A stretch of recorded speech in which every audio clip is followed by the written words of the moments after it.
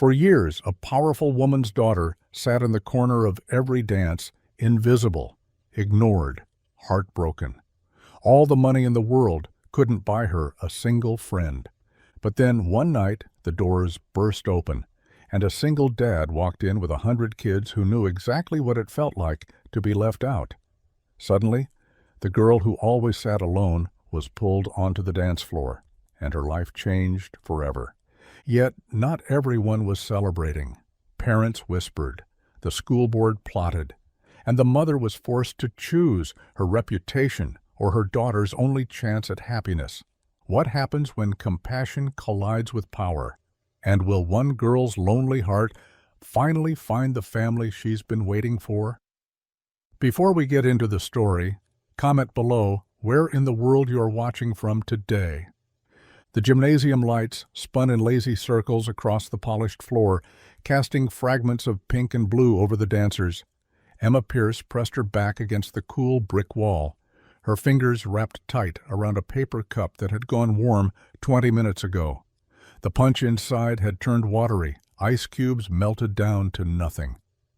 A group of girls from her English class swept past, their dresses swishing like butterfly wings. Sarah Chen's laugh rang out, bright and careless. "Did you see Marcus? He asked 3 different girls already." Emma shifted her weight to her other foot. Her new shoes pinched at the heel, but she'd picked them because they matched the dress her mother's assistant had ordered online. Charlotte had promised to help choose something special, but that meeting had run late, like always. The bass from the speakers vibrated through the floor and up into Emma's chest. She watched couples sway to a slow song, boys' hands awkward on girls' waists, everyone pretending they knew what they were doing. The disco ball scattered light, like broken promises, across the ceiling. "That's the Pierce girl, isn't it?" The voice drifted from behind the refreshment table. "Her mama owns that big tech company." "Yeah, the one who's never around. My dad says she's ruthless in board meetings." Emma's throat tightened. She lifted the cup to her lips, pretending to drink, using it as a shield against their stares. The gym doors swung open. Emma's heart jumped, her eyes darting toward the entrance. But it was just Mr. Henderson, the vice principal, checking his watch. She smoothed down her dress, lavender silk that cost more than most kids' entire wardrobes.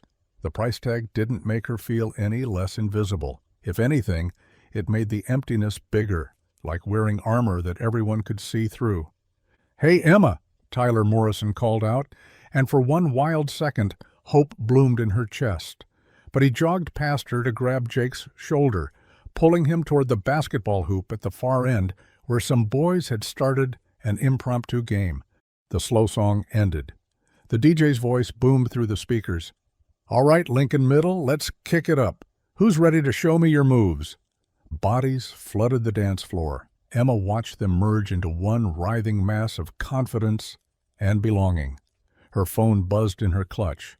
"Running late, sweetheart. Big crisis at the Singapore office. Driver will pick you up at 9. Love you."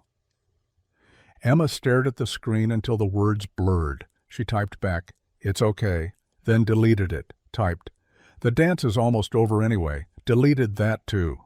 Finally sent, "Okay." "Poor thing." The whisper came from 2 girls by the water fountain. "Must be weird having all that money, but no one to dance with. I heard she doesn't even try to make friends. Just sits there looking sad all the time." Emma's cheeks burned.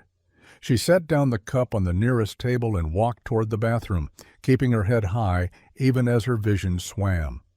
The hallway felt cooler, quieter.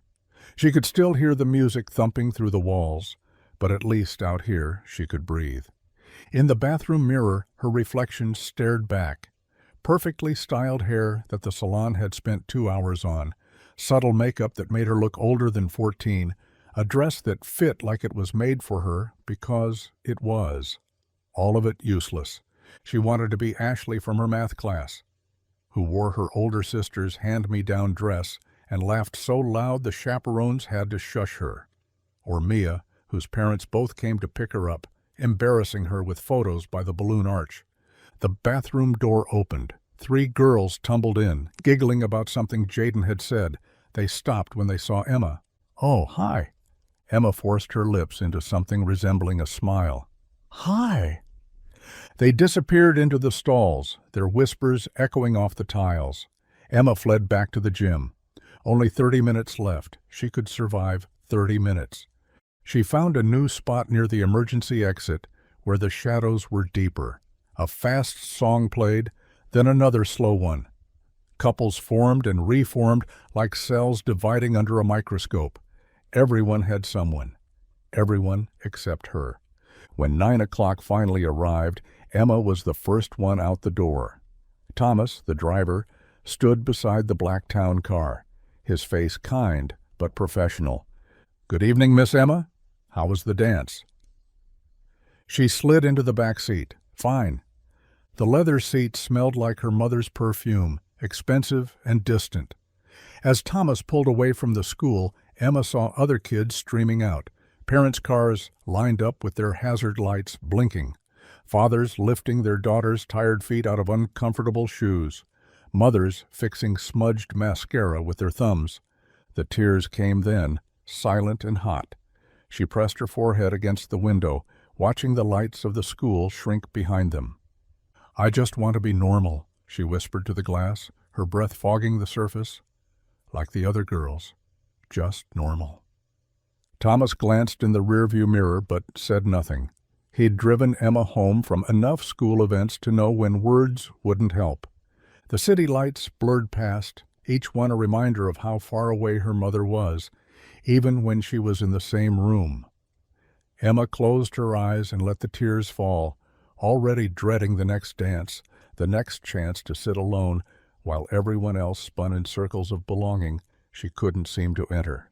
The morning sun streamed through the floor-to-ceiling windows of the Pierce penthouse, painting golden rectangles across the marble countertop. Charlotte stood at the kitchen island, Bluetooth earpiece flashing as she gestured at invisible spreadsheets. "No, the Soul Team needs those numbers by noon, their time. That gives us—" She glanced at her Cartier watch. "4 hours. Tell Marcus if he can't deliver, I'll find someone who can." Emma sat at the breakfast bar, her spoon creating tiny whirlpools in her untouched cereal. The Lucky Charms had gone soggy, rainbow marshmallows bleeding color into the milk. "The liability clause on page 47 needs revision. We're not accepting anything over 2%. The spoon clinked against the bowl. Emma pushed it away. Charlotte's fingers flew across her tablet, pulling up documents. "Hold on, Raj. I'm sending you the amended version now." "Why don't I have friends like the other kids?" The words hung in the air like smoke. Charlotte's hand froze mid-swipe. "Sweetheart, I'm on a call. Can we— Raj, give me 1 second." She pressed mute. "What did you say?" Emma's shoulders hunched. "Nothing. Never mind." "No, Emma, I heard you. You have friends. What about that girl from tennis camp?" "That was 2 summers ago. She lives in Connecticut." Charlotte unmuted. "Raj, I need 5 minutes. Family emergency." She pulled out the earpiece before he could respond. "Emma, you're smart, beautiful, accomplished. Any child would be lucky to be your friend. Then why did I sit alone all night?" The kitchen fell silent except for the hum of the Sub-Zero refrigerator. Charlotte's phone buzzed. Singapore, Tokyo, London, all needing her attention. "You sat, baby. Why didn't you dance with someone?" "Because no one asked me. No one ever asks me." "Well, did you ask anyone?" Emma's laugh came out sharp. "That's not how it works, Mom. But you wouldn't know since you weren't there." "Emma, that's not fair. You know I had the Singapore crisis." "There's always a crisis." Emma slid off the bar stool. "Always something more important." "That's not true. You're the most important." "I pretend sometimes," Emma's voice dropped to barely a whisper, "that you're there, in the corner, watching me. That you see me sitting alone, and you come over and dance with me anyway, even though parents aren't supposed to, and everyone stops laughing." Charlotte's throat tightened. "Baby, I have homework." Emma grabbed her backpack and disappeared down the hallway. Charlotte stood alone in the pristine kitchen, her daughter's uneaten breakfast a colorful accusation. Her phone rang. Singapore again. She let it go to voicemail. 3 hours later, Charlotte sat in her corner office, the city sprawling 40 floors below. Her assistant knocked. "Miss Pierce, email from Lincoln Middle School marked urgent." Charlotte pulled it up. Principal Hartman's name filled her screen. "Dear Ms. Pierce, I hope this finds you well. I'm reaching out regarding some concerns raised by several parents about recent school social events. While we pride ourselves on maintaining Lincoln Middle's high standards, there have been complaints about disruptions and uncomfortable elements at our dances. Some families feel the inclusive atmosphere we've tried to foster has perhaps gone too far, creating an environment where not all students feel secure. As a prominent member of our parent community and donor, your input would be valuable. Perhaps we could discuss maintaining the caliber of events our families expect. Best regards, Principal Hartman." Charlotte read it twice. The corporate speak didn't hide the message. Rich parents wanted to keep the wrong kids out. She deleted it, then retrieved it from trash. The words "inclusive atmosphere gone too far" made her stomach turn, but she pushed the feeling down. Not her problem. She had a merger to close. But the phrase kept surfacing between spreadsheets. Inclusive atmosphere gone too far. What did that even mean? That some kids didn't deserve to dance? By evening, Charlotte was home earlier than usual, 7 instead of midnight. She found Emma in her room, door cracked open. Charlotte raised her hand to knock when she heard Emma's voice, bright and animated. "Oh my God, yes, that's so funny. No, I totally agree. He's definitely cute." Charlotte smiled. Maybe Emma had been exaggerating this morning. She clearly had someone to talk to. "The dance? Oh, it was amazing. I danced every song. My feet are still sore." Charlotte froze. "Yeah, my mom came. She stayed the whole time. Even danced to that silly chicken song with me. Everyone thought she was so cool." The hallway seemed to tilt. Charlotte peered through the crack. Emma sat on her bed, phone pressed to her ear, but the screen was dark. No call timer, no contact name, just a dead phone held against her daughter's ear while she performed friendship for an empty room. "I should go. My mom's calling me for dinner. Yeah, we eat together every night. I know. I'm so lucky." Emma set down the phone and lay back on her pillows, staring at the ceiling. The silence that followed was the loudest thing Charlotte had ever heard. She backed away from the door, one hand pressed against her chest where something had cracked and was now bleeding regret through her ribs. In her home office, she pulled up Principal Hartman's email again. Inclusive atmosphere gone too far. She thought of Emma's voice, creating friends out of air and mothers out of wishes. Her daughter didn't need an inclusive atmosphere. She needed any atmosphere where someone, anyone, would see her. Charlotte closed her laptop and walked back to Emma's room. This time she knocked. "Come in." Emma had homework spread across her bed, the phone nowhere in sight. "Want to order Thai food?" Charlotte asked. "We could eat together, maybe watch something." Emma's face lit up for just a second before she carefully tucked it away. "Don't you have work?" "Work can wait." They sat on the couch, pad thai containers between them, watching some teenage drama Emma had chosen. Charlotte didn't understand half of it, but Emma's running commentary made her laugh. For one evening, the merger could close itself.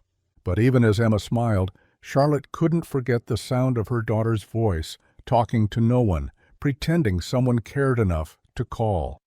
The basketball bounced off the rim, and Daniel Reyes caught it before it rolled into the street.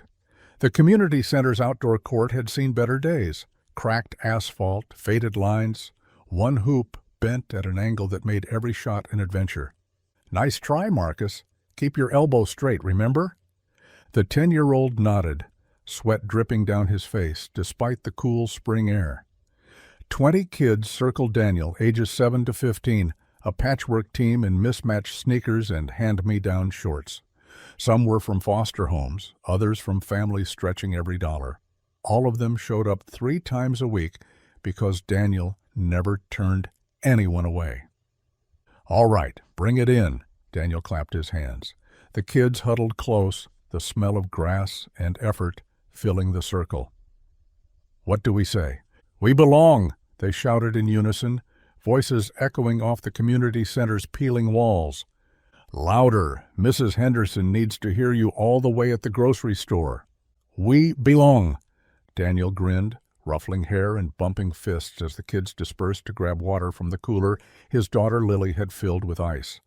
She sat on the bench, her notebook open, sketching the other kids while they played. At 12, she had her mother's gentle eyes and an old soul that made her seem years older. "Mr. Reyes, why don't we ever get invited to those dances at Lincoln Middle?" Jasmine asked, gulping water. She was 13, living with her third foster family this year. The question rippled through the group. Other kids stopped drinking, turned to listen. "Yeah," Marcus added. "Tyler from my math class said they had a DJ and everything, real lights, not just the gymnasium ones.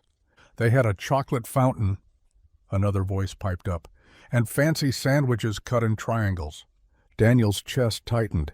He knew about Lincoln Middle's dances. The whole town did. Private school events that might as well have been on the moon for these kids. "Those dances sound pretty special," Daniel said carefully. "We're not special enough though, right?" Jasmine's voice carried a weight no 13-year-old should know. "That's what Tyler said. Said his mom wouldn't want us there. Said we'd make things weird." The basketball court fell silent except for the distant hum of traffic. 20 pairs of eyes watched Daniel, waiting for him to make it okay somehow, to lie and say it didn't matter, to pretend the world was fair. Lily closed her notebook. "I wish Mom was here," she said quietly. "She would have taken us dancing, all of us." The words hung in the air. 3 years since the cancer took Maria, and Lily still spoke of her in present tense sometimes, like she'd just stepped out for groceries. Daniel knelt down, meeting his daughter's eyes first, then scanning the circle of children who'd become their chosen family. "You know what? You're right. Your mom would have marched every single one of you into that dance." His voice caught, but he pushed through. She believed everyone deserved to feel special, to dance under fancy lights, to eat triangular sandwiches if they wanted. "But she's not here," Lily whispered. "No, baby, she's not." Daniel pulled her close, then looked at the others. "But we are. And I promise you, all of you, you won't be left out forever. We'll find our own way to dance." The kids nodded, some believing him, others just hoping.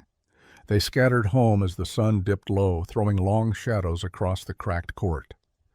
That evening, Daniel stood in Lily's doorway. She lay tucked under the quilt Maria had sewn, pictures of her mom scattered across the nightstand. The room smelled like lavender, Maria's scent that Daniel still sprayed sometimes when Lily wasn't looking. "Dad?" "Yeah, sweetheart?" "Do you think those kids at the fancy school are happier than us?" Daniel sat on the edge of her bed, smoothing the quilt. "I think happiness isn't about fancy schools or chocolate fountains. It's about being seen, being loved." The other kids today, Jasmine looked so sad. "I know. We have to do something." Daniel kissed her forehead. "We will. Sleep now." He stayed until her breathing deepened, then walked to his own room. The house felt too quiet, the way it had every night since Maria's laughter stopped filling the corners. He knelt beside his bed, hands clasped, forehead resting on his interlocked fingers. "Lord, I'm trying. These kids, they break my heart every day. They just want to belong somewhere, anywhere," his voice cracked. "Maria would know what to do. She always did. But I'm just one man with a broken basketball hoop and barely enough money for new balls." The darkness listened. "Help me give them something. One moment where they feel loved, where they feel like they matter. Show me how to make them believe what I tell them every practice, that they belong." He stayed on his knees, waiting for lightning or whispers or anything. But only silence came. Finally, he climbed into bed, staring at Maria's empty pillow. Tomorrow, there would be another practice. More kids would show up, hoping someone would see them as more than foster cases or free lunch recipients, and Daniel would be there, catching basketballs before they rolled into the street, reminding them they belonged, even if the rest of the world disagreed. The announcement crackled over Lincoln Middle's intercom during second period. Spring formal tickets go on sale today. Remember, this Saturday, 7 to 10 p.m. in the main gymnasium. Emma's stomach dropped. She kept her eyes on her chemistry textbook, pretending to study molecular structures while conversations erupted around her. "Are you wearing the blue dress or the silver one?" Madison asked her friend 2 rows over. "Blue, definitely. Jake said it matches my eyes." Emma traced the periodic table with her finger. H-K, Li-E-B. Anything to look busy. The bell rang. She gathered her books slowly, hoping the hallway would clear. But as she reached her locker, Madison's voice carried from around the corner. $10 as Pierce sits alone again." "That's not even a bet," another girl laughed. "Remember last time? She pretended to text someone for like an hour. My mom says her mother's too important to care about school stuff. Probably doesn't even know there's a dance." "Whatever. At least we don't have to worry about her stealing anyone's date." Emma's hands shook as she spun her combination. The lock clicked open just as the group rounded the corner. Madison's eyes met hers, a flash of recognition, maybe guilt, before she whispered something that made the others giggle. Emma grabbed her math book and bolted. The nearest bathroom was 3 hallways away, but she made it before the tears started. She locked herself in the far stall, sat on the closed toilet lid, and let herself cry quietly. The late bell rang. She didn't move. Math could wait. Everything could wait. Across town, Daniel stood in the community center's tiny office, holding his phone like it might bite him. "Mr. Reyes?" The voice belonged to Mrs. Chen, one of Lincoln Middle's PE teachers. "I'm calling about this Saturday's dance." His grip tightened. Had one of his kids done something, said something? "I've been watching your basketball program," she continued. "Those children, they're wonderful, so well behaved, so kind to each other. Thank you, but I want to invite them to our spring formal, all of them." Daniel sank into his desk chair. "I'm sorry, what?" "The dance, this Saturday. Look, I know how some parents might react, but these kids deserve a chance to just be kids, to dance and laugh and eat too much cake." "Mrs. Chen, that's incredibly generous, but there are conditions. They need supervision. You'd have to stay, and they need to follow the dress code, though it's pretty relaxed. Basically, just look nice." Daniel rubbed his forehead. 20-some kids who'd never owned anything that qualified as nice. Parents who'd whisper. Teachers who'd stare. "Can I think about it?" "Of course, but Mr. Reyes, I've been teaching for 15 years. I've never seen kids who need this more." After she hung up, Daniel sat in the silence. Through the office window, he watched Marcus teaching a younger boy to dribble, patient despite the ball bouncing off the kid's foot every third bounce. "Dad?" Lily burst through the door, ponytail swinging. "Was that the school? What did they want?" "They invited you all to the spring dance." Her face transformed, pure, radiant joy that made her look so much like Maria it hurt. "Really? All of us? Even Jasmine and Marcus and all of you?" She launched herself at him, arms wrapping around his neck. "We have to go. We have to." "Lily, it's complicated. The other parents—" She pulled back, hands on his shoulders, 12 years old, but somehow ancient. "You promised. You said we wouldn't be left out forever." "I know, but Mom would take us." The words landed like stones in still water. Daniel looked at his daughter, Maria's eyes, Maria's stubborn chin, Maria's heart that believed the world could be better if people just tried. "Okay," he breathed. "Okay, we'll go." Lily whooped, racing out to tell the others. Through the window, Daniel watched the news spread. Kids jumping, hugging, already planning what they'd wear. Jasmine stood apart, arms crossed, probably not believing it yet. He pulled out his phone and texted Mrs. Chen. "We'll be there. Thank you." Then he opened his banking app. $43 until payday. 20 kids who needed something nice to wear. Maria would have figured it out. She always did. He'd have to figure it out now. Charlotte's heels clicked against the marble entryway as she arrived home at 8:30. Late again. The merger documents could have waited until morning, but she'd hidden in them rather than face another evening of Emma's silence. She found her daughter curled on the couch, homework spread across the coffee table, earbuds in. Emma glanced up, then back to her textbook. "Hey, sweetheart." Charlotte set down her briefcase. "How was school?" Emma shrugged.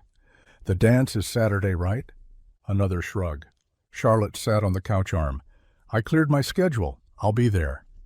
Emma pulled out one earbud. "You said that last time." "I know, but this time, Tokyo called during the last dance, remember? Very important. Couldn't wait." Emma, "It's fine." Emma gathered her books. "I'm not going anyway." "What? Why?" Emma paused at the stairs. "What's the point? I'll just sit there alone while everyone else has fun. At least if I stay home, I won't have to watch." "Honey, you don't know that."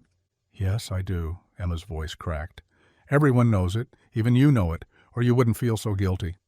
She disappeared upstairs. Her door clicked shut. Not a slam, but somehow worse. Charlotte sat in the empty living room staring at the space where her daughter had been. Her phone buzzed. Singapore wanting to schedule a call. She let it ring. The gym lights cast rainbow patterns across Emma's silver dress as she sat in her usual corner, paper cup untouched. 3 songs had played. 3 songs of watching Madison and her friends spin under the disco ball, their laughter cutting through the bass. Emma checked her phone. 7:47. Her mother had promised to arrive by 7:30. She smoothed her dress, the one she'd picked out weeks ago, telling herself this dance would be different. Her hair fell in soft waves, the way the YouTube tutorial had shown her. She'd even worn the lip gloss Charlotte had given her for Christmas. None of it mattered. "Nice dress," Ashley called out, walking past with her boyfriend. "Too bad it's wasted." Emma stared at the exit doors. She could leave, call the driver, say she felt sick. The main doors burst open. Not one person entered, not 5. A flood of children poured through, 20, 40 more, their voices rising like birds taking flight. They wore mismatched outfits, boys in borrowed button-downs, too big or too small, girls in dresses that might have been their mothers or sisters, shoes that clicked or squeaked or shuffled across the floor. Daniel Reyes stood at the center, his hand on a small girl's shoulder as she gazed at the decorations with wonder. "Is this real?" the girl whispered, loud enough for Emma to hear.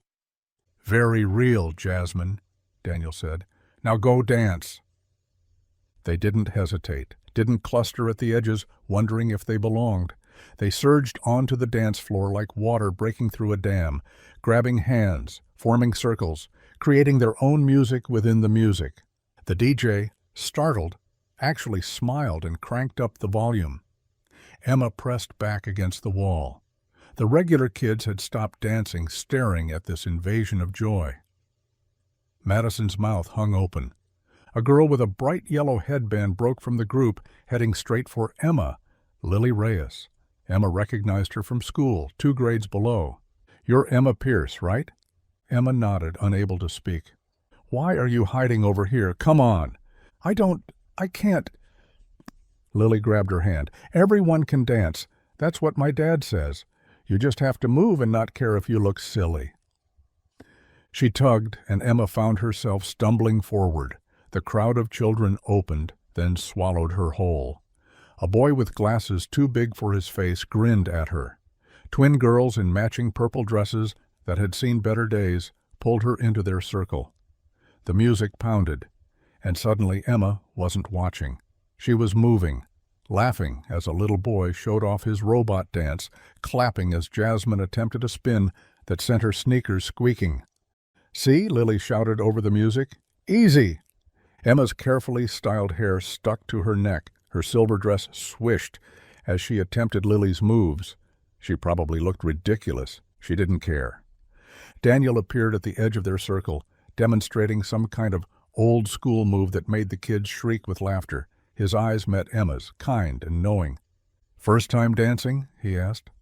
"First time dancing with friends," she said without thinking. His smile deepened. "Those are the only dances that count." Charlotte's Bentley pulled up to the school at 8:15. 45 minutes late, but she'd made it. The Tokyo call had run over, but she'd cut it short, actually hung up on Mr. Yamamoto mid-sentence. She hurried through the parking lot, her heels catching on the asphalt. Music thumped from the gym. Through the windows, she could see bodies moving, more than usual it seemed. She pushed through the doors and stopped. The dance floor writhed with children, so many children, and in the center, her daughter. Emma's hair had lost its careful style, hanging loose and wild. Her dress twisted as she spun, hands linked with a younger girl, her face. Charlotte had never seen that expression on Emma's face. Pure, unbridled joy. No careful smile, no guarded eyes. She glowed. A man moved through the crowd, adjusting a boy's collar here, encouraging a shy girl there. When he laughed at something a child said, his whole face transformed. He looked at these children like they were precious, like they mattered, like Charlotte should have looked at Emma all these years. "Mrs. Pierce?" She turned. The principal stood beside her, watching the scene with satisfaction. "Mrs. Henderson, who are all these children?" "Daniel Reyes brought them. He runs the community center downtown, coaches kids who don't have much." She paused. "Your daughter seems to be enjoying herself." Charlotte watched Emma attempt some complicated hand-clapping game with 3 other girls, dissolving into giggles when they messed up. "I've never seen her like this." "Children need other children," Mrs. Henderson said gently, "especially the lonely ones." The words stung because they were true. Charlotte had given Emma everything except what she'd needed most. The song changed to something slower. Some kids paired off awkwardly. Others kept dancing in groups. Emma stood between Lily and another girl, the 3 of them swaying together, arms around each other's shoulders. Daniel glanced toward the doors, saw Charlotte watching. He tilted his head. A question. She nodded, not sure what she was agreeing to, but knowing something had shifted, something that couldn't shift back. Emma spotted her then. Instead of the usual disappointment or resignation, she waved, actually waved, her face bright with something Charlotte hadn't seen in years. Hope. Charlotte set her tablet aside when Emma padded into the kitchen Sunday morning, still in her pajamas. Dark circles shadowed her daughter's eyes, but they sparkled with something new. "Late night?" Emma poured orange juice, humming, actually humming. The dance ran until 10. Then Lily, that's Mr. Reyes's daughter, she gave me her number.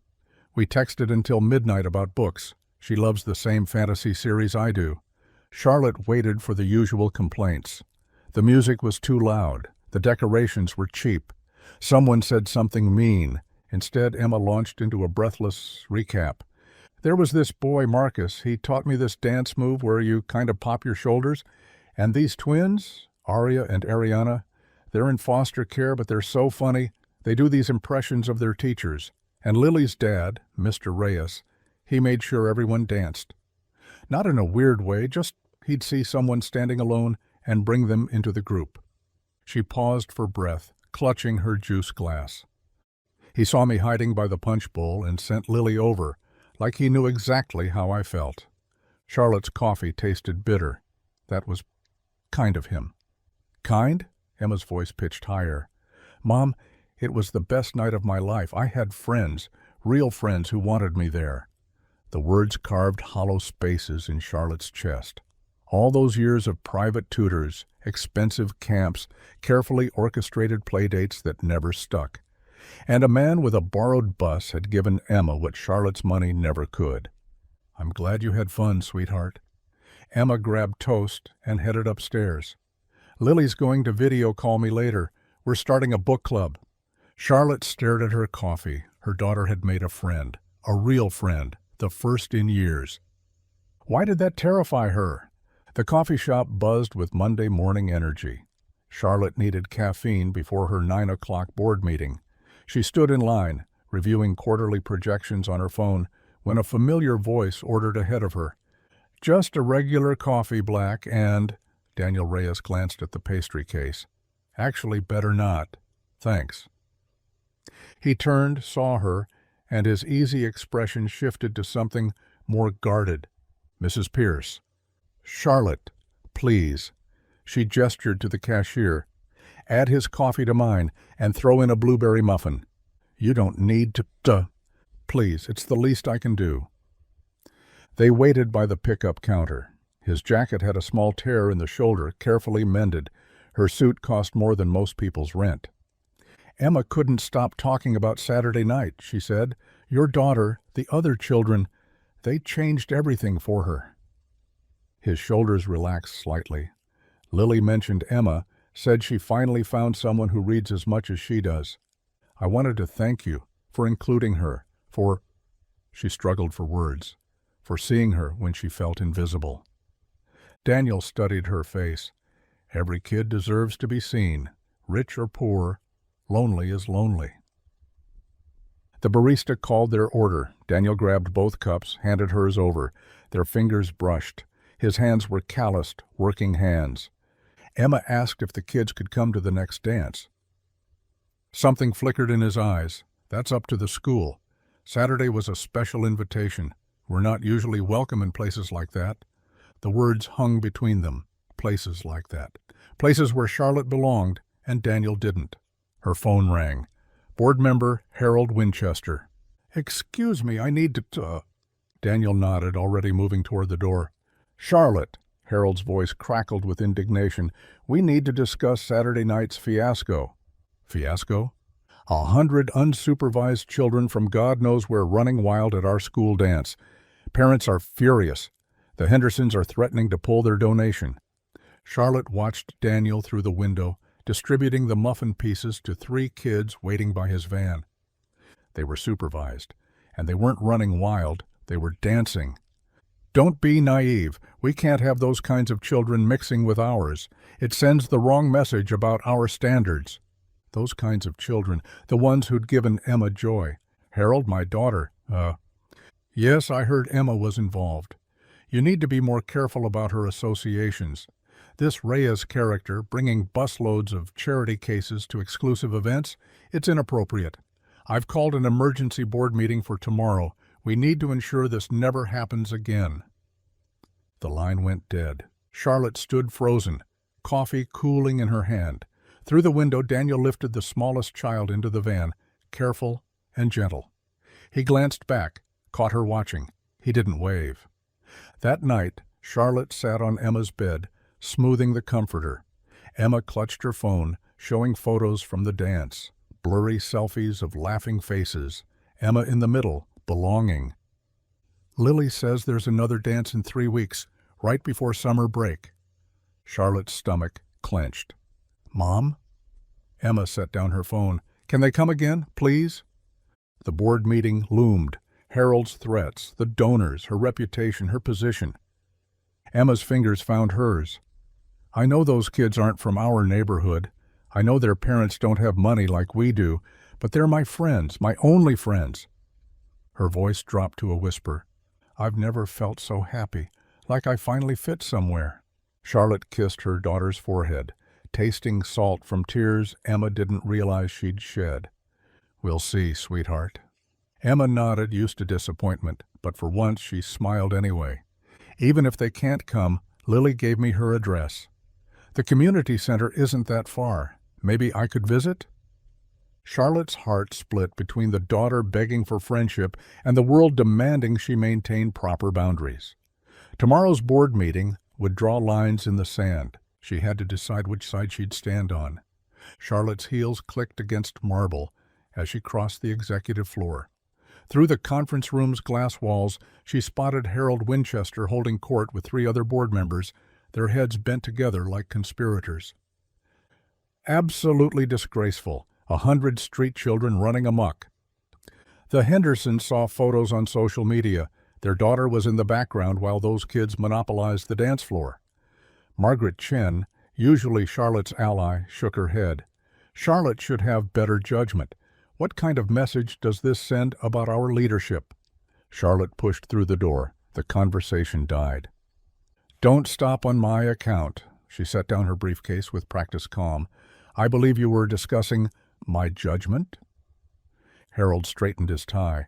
Charlotte, we're simply concerned. Your position requires maintaining certain standards, refined values that reflect on all of us. Refined values. She let the word sit. Like exclusion? Like discretion, Margaret corrected. Those children don't belong at Wellington prep events. Their presence makes our families uncomfortable. Uncomfortable. Charlotte's phone buzzed. A text from Emma. Sitting with Lily at lunch. She saved me a seat. A photo followed, Emma beaming between two girls, lunch trays crowded together. The emergency board meeting is set for tomorrow, Harold continued. We'll be implementing strict guest policies for all school events. Background checks, income verification. Income verification for children, for their families. We need to ensure only appropriate elements gain access to our students. Appropriate elements. Charlotte thought of Daniel's torn jacket, his gentle hands lifting that small child. I have the Yamamoto presentation in 5 minutes. She gathered her materials. We'll discuss this tomorrow. She left them whispering, their disapproval trailing her like smoke. The school pickup line stretched around the block. Charlotte drummed her fingers on the steering wheel, watching for Emma. Usually her daughter emerged alone, shoulders hunched, sliding into the car like she wanted to disappear. Today Emma bounced down the steps between two girls. They hugged before separating. Emma waved until they turned the corner. She climbed in, glowing. Mom, did you see? That's Lily and Maria. Maria's in foster care, but she's so funny. She does these impressions of teachers that... Emma caught herself. Is that okay that she's in foster care? Charlotte pulled into traffic. Why wouldn't it be? Some kids said their parents wouldn't want them hanging out with those kids. Those kids. The phrase followed them home.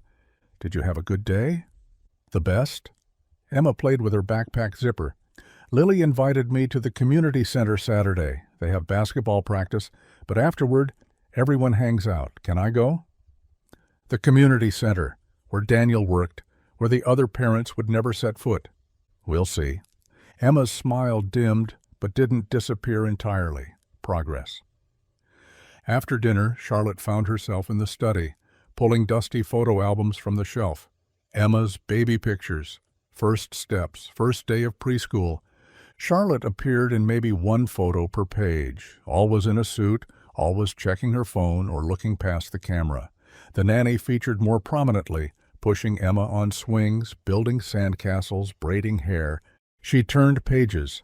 Emma's 5th birthday party. Charlotte remembered that call from Tokyo, the deal that couldn't wait.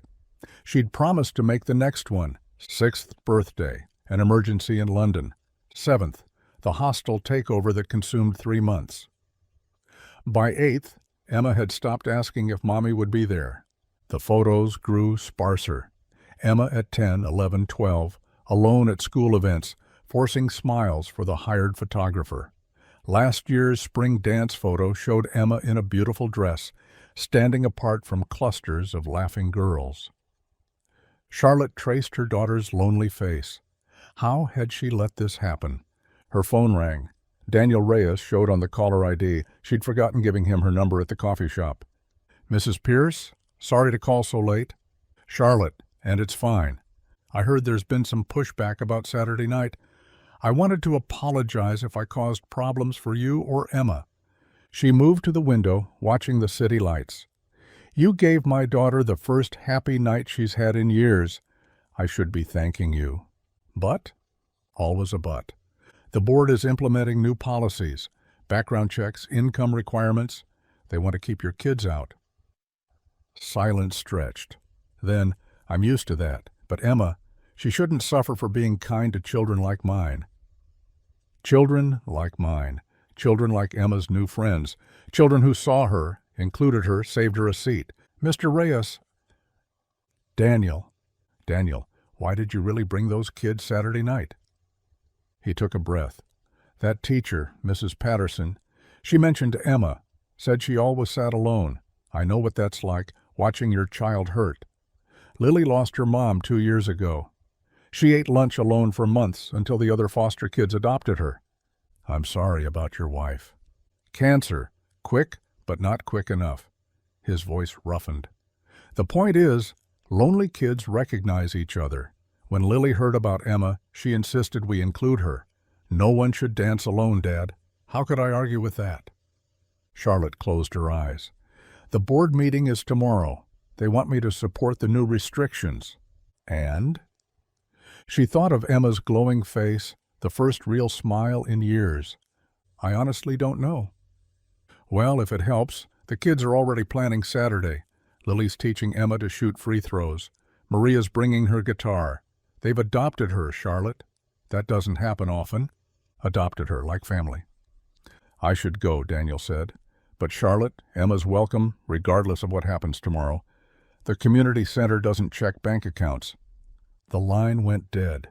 Charlotte stood in her study, surrounded by albums, documenting a childhood she'd missed, holding a phone that connected her to a world she'd never known existed. Tomorrow, the board would demand she choose her position or her daughter's happiness. Tonight, she stared at years of lonely photos and wondered if she'd already waited too long to decide. Saturday morning arrived wrapped in sunshine. Emma stood by the kitchen window, watching clouds drift past while Charlotte scrolled through emails at the breakfast table. Mom? Emma's voice came out small. The picnic starts at noon. Charlotte's fingers paused over the keyboard. The community center picnic with Daniel's kids. I don't know if... Please. Emma turned from the window, hands clasped. Lily's expecting me. She taught me this basketball move over text, and I promised I'd try it today. Over text. Her daughter had friends who texted her. They're making tamales, Maria's grandmother's recipe, and Tommy, he's 8. He draws these amazing comic books and wants to show me. Emma's words tumbled faster. I know it's not your kind of thing, but maybe you could just drop me off. Not her kind of thing. When had she become someone whose thing excluded her daughter's happiness? We'll both go. Emma's face lit up, then clouded. You don't have to. I know you're busy. Always busy. The eternal excuse. I want to. The park sprawled beneath old oak trees, their shade dappling picnic blankets spread across the grass. Charlotte parked her Mercedes between beat-up minivans and rusty sedans, her tailored linen pants and silk blouse absurdly formal. Children's laughter rang out. A soccer ball rolled past. Someone strummed a guitar. Emma grabbed her hand. When did she stop doing that? And pulled her toward the crowd. Emma? Lily bounded over, her dark curls bouncing. You came. Dad said you might not because of the board thing, but I knew you would. The board thing. Even 12-year-olds knew about Charlotte's shame. Daniel approached, wiping his hands on faded jeans. Mrs. Pierce, Charlotte, glad you could make it. He looked different outside the school gym, relaxed. His T-shirt had a small hole near the hem, but his smile reached his eyes. Emma, Lily's been waiting to show you something. He nodded toward the basketball hoop. They've been practicing all morning. Emma hesitated, glancing at Charlotte. Go? Charlotte squeezed her shoulder. Have fun. The girls ran off, Emma's laughter already mixing with the others. Hungry? Daniel gestured to tables laden with mismatched dishes. Mrs. Rodriguez made enough tamales to feed an army. Marcus's foster mom brought her famous mac and cheese. Nothing fancy, but, it looks wonderful. It did. Aluminum pans and plastic containers held food made with care, not catered or ordered. Children grabbed plates without waiting for permission. Adults chatted on lawn chairs, keeping easy watch. Daniel handed her a paper plate. Fair warning. Mrs. Rodriguez considers it an insult if you don't try everything. Charlotte found herself sampling tamales, potato salad, someone's aunt's cornbread, flavors she hadn't tasted since childhood, before success meant reservations at restaurants where portions came tiny and artful. Mom, look, Emma called out, dribbling a basketball with newfound confidence. She passed to Lily, who shot and scored. Both girls cheered. Charlotte's throat tightened. Her daughter looked young, happy, free. She's a natural, Daniel said, settling on the blanket beside her. Lily's been texting her tips all week. Emma mentioned that. Charlotte watched her daughter high-five a boy with a leg brace. She hasn't been this excited about anything in years. Kids need their people. Emma found hers. His simplicity stunned her, found her people, like it was that easy. I've spent so much money on the best schools, tutors, programs. She set down her plate. None of it gave her this. Money can't buy belonging. A little girl with beaded braids ran up. Mr. Daniel, can you push me on the swings? In a minute, Keisha. Let me finish talking to Mrs. Pierce. She Emma's mom? Keisha studied Charlotte with solemn eyes. Emma's nice. She shared her cookies at the dance. The child ran off. They all know her already, Charlotte marveled. Kids are like that. They either accept you or they don't. No politics, no agenda. Emma showed up real, lonely but kind. That's all they needed. Real. When had Charlotte last been real? Must be hard, she said, raising Lily alone while caring for all these kids. Daniel watched his daughter teaching Emma to spin the ball on her finger. Hard's relative. Yeah, money's tight. The center's always one grant away from closing. Lily's college fund is more hope than dollars, but look at her. Lily glowed, surrounded by chosen family. My wife, Gloria, she used to say love multiplies when you give it away. His voice softened. These kids prove her right daily. Charlotte thought of her own multiplications, stock portfolios, board positions, acquisitions, numbers on screens while Emma ate dinner alone. I've been doing it all wrong. No? Daniel's hand almost touched hers on the blanket, pulled back. You're here now. That's what counts. The afternoon melted into evening. Charlotte helped serve birthday cake for Marcus, whose foster parents couldn't afford a party. She held the jump rope while little girls chanted rhymes. She even attempted basketball, her designer flats sliding on asphalt, while Emma and Lily giggled encouragement. As sunset painted the sky orange, Charlotte realized she hadn't checked her phone in hours. Thank you, she told Daniel, while Emma hugged friends goodbye. For this, for including her. She's one of us now. Open invitation, always. Emma bounced to the car, chattering about next week's plans. Movie night at the center, Lily's dance recital, Tommy's comic book club. Charlotte drove home in twilight, listening to her daughter's joy, feeling something crack open in her chest. The house felt too quiet, too large. Emma headed upstairs, still bubbling about the day. Charlotte's phone, abandoned since morning, showed 17 messages. The last from her assistant. Reminder, Wellington Foundation Gala Thursday, 7 p.m. Board members expecting your attendance. Same night as School Spring Carnival. Sponsors need confirmation. The Spring Carnival, where Daniel's kids plan to run a booth, where Emma promised to help Lily face paint, where the board would never expect Charlotte Pierce to be. She stared at the message, hearing Emma singing in her room, actually singing for the first time in years. Thursday night, another choice, another chance to disappear when Emma needed her. Charlotte deleted the message. Then she thought of Daniel's words, "You're here now." Maybe that could be enough. Maybe it could be everything. Charlotte's heels clicked against polished floors as she approached Principal Morrison's office. The Monday morning summons had interrupted her quarterly review presentation. Her assistant's nervous voice still echoed. She said, "It's urgent. About Emma. Please, sit." Principal Morrison gestured to a leather chair, her usually warm face pinched with discomfort. "Coffee? What's wrong? Is Emma hurt?" "No, nothing like that." Morrison settled behind her desk, fingers worrying a pen. "Charlotte, we've been friends since Emma enrolled. That's why I wanted to speak with you first, before the board meeting." Charlotte's stomach dropped. "What board meeting?" Several parents filed formal complaints about Friday's dance. The additional children. Daniel's kids. Yes. Morrison pulled out a folder thick with emails. Parents are concerned about security, background checks. They're using words like contamination of the school environment and dilution of standards. Charlotte scanned the papers. Familiar names. Golf club members, charity gala regulars, people who smiled at her over champagne. They're children, Patricia, dancing.